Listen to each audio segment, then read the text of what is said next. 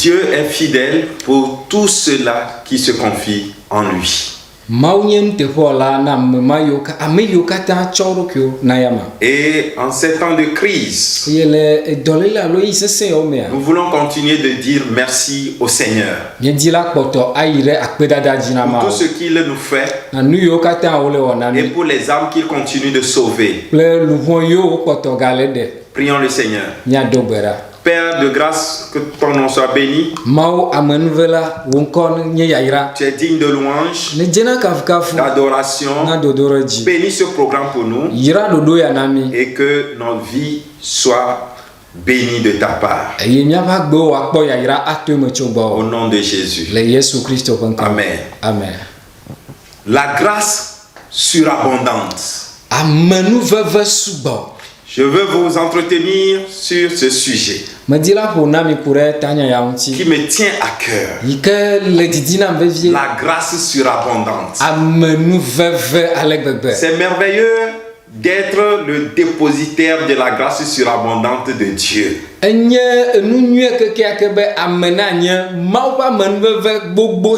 Nous lisons notre texte dans 1 Timothée chapitre 1 verset 14.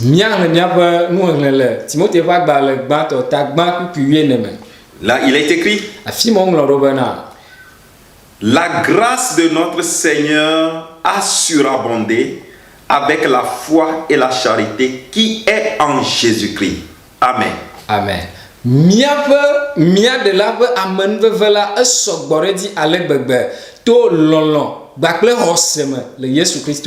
Que Dieu bénisse sa parole. L'apôtre Paul, inspiré par le Saint-Esprit, parle de sa culpabilité passée.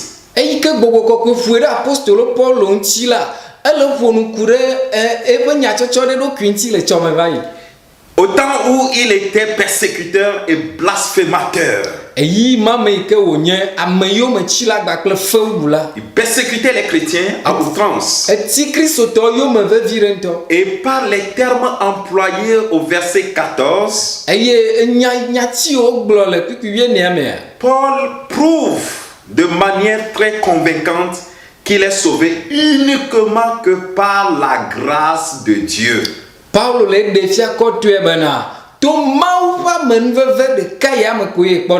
Non par les œuvres, non par sa réputation, non par son savoir-faire, ni par ses diplômes.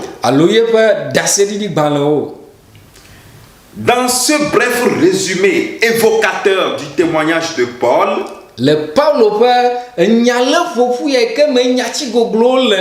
nous voulons considérer la description significative de la grâce de Dieu. Et Paul décrit la grâce de Dieu comme le moyen par excellence.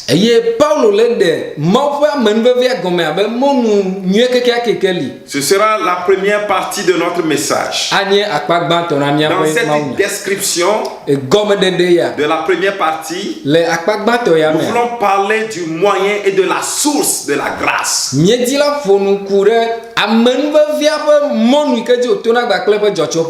Alors, il dit la grâce. La grâce du Seigneur a surabondé. Et dans Romains 5 verset 20 il est dit: là où le péché a abondé, la grâce a surabondé.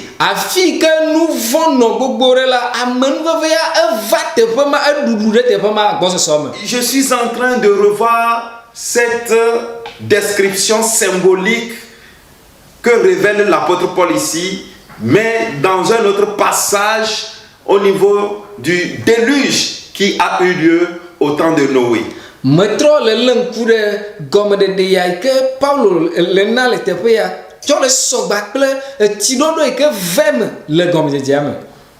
La Bible dit au temps du déluge, il a plu. Les écluses des cieux sont ouvertes. Et Dieu a fait pleuvoir abondamment. Au point que les eaux ont supplanté même les hautes montagnes. Et je suis en train de voir cette image. Je vois le péché comme les montagnes les plus hautes de ce monde. Mais la grâce de Dieu a surplombé. C'est tout comme l'eau du déluge qui a surplombé les hautes montagnes, toutes les hautes montagnes. Et aucune montagne ne se faisait voir. Donc la grâce de Dieu. Quand vous êtes pardonné, la grâce que Dieu a déployée dans ce monde pour nous, quels que soient nos péchés qui sont en train de monter vers les cieux, il est écrit. La grâce de Dieu a surabondé. Donc ça veut dire la grâce de Dieu surplombe le péché. Par nature, la grâce divine coule à flot. Et elle inonde toutes les profondeurs et recouvre toutes les montagnes des besoins des pécheurs. Quel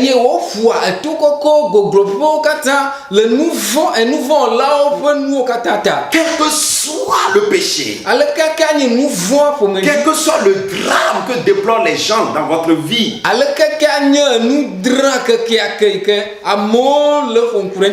il y a une grâce. La grâce de Dieu. C'est tout comme on peut parler de la grâce présidentielle. Qui peut pardonner au criminel le plus, je peux dire le criminel le plus, comment on peut le dire, peut-être le mot m'échappe, mais disons le criminel le plus dangereux du monde.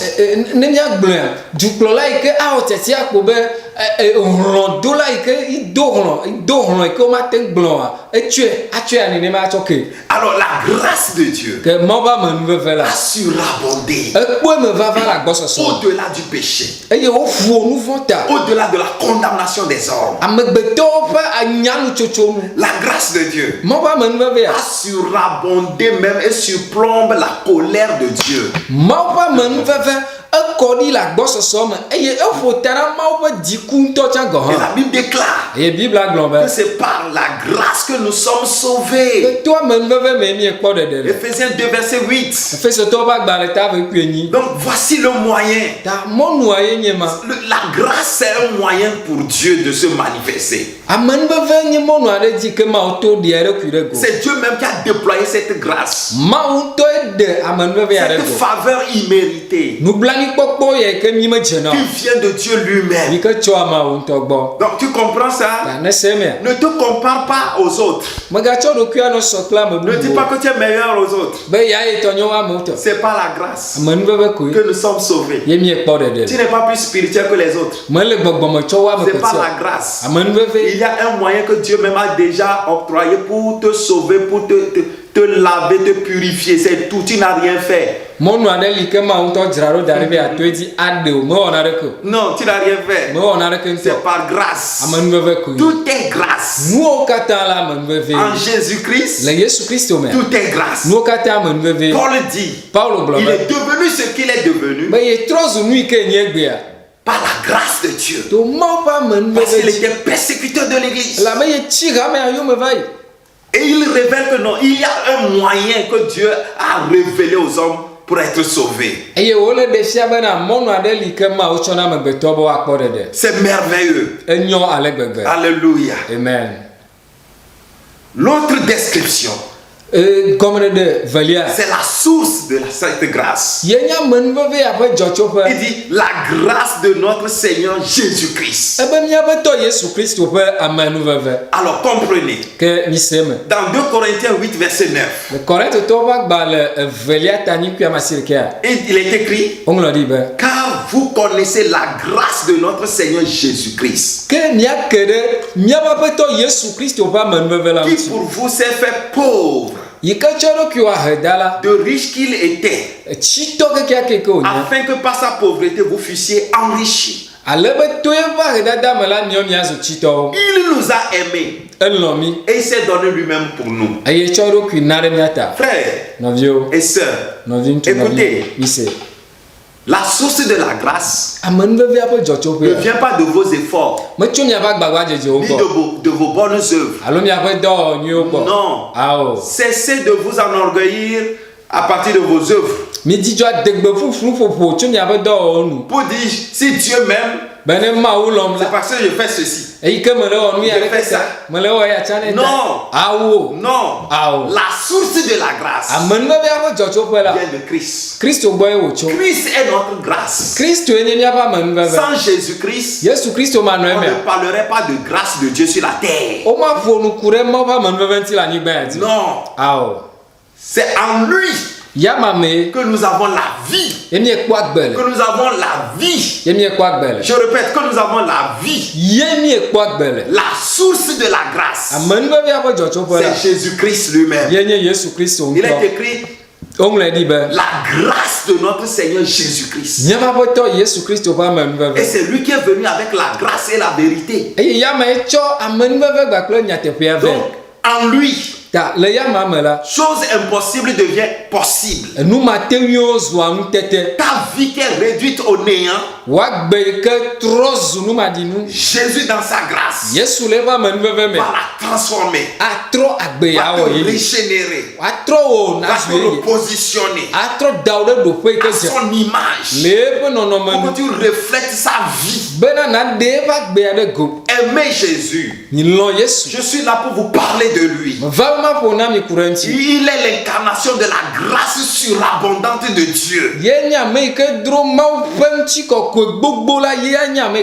Là où les gens vous rejettent, lui vous accepte.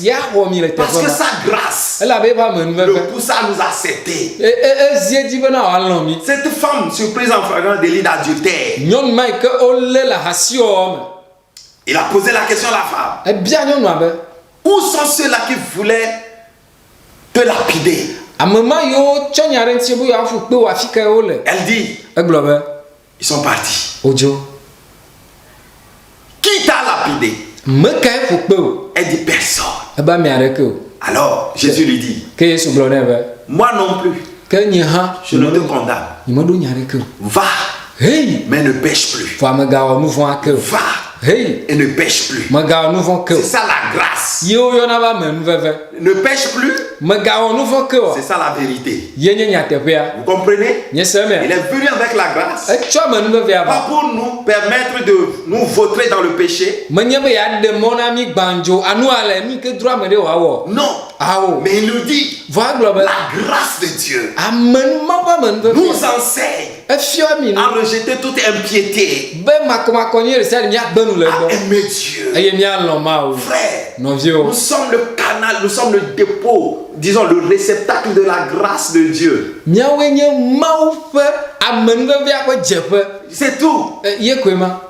Laissons cette grâce se manifester dans notre vie. Comprenons que nous sommes la coupe de la miséricorde de Dieu. Jésus-Christ. Je ne suis rien sans Christ. Lui en moi, je suis la coupe de sa grâce.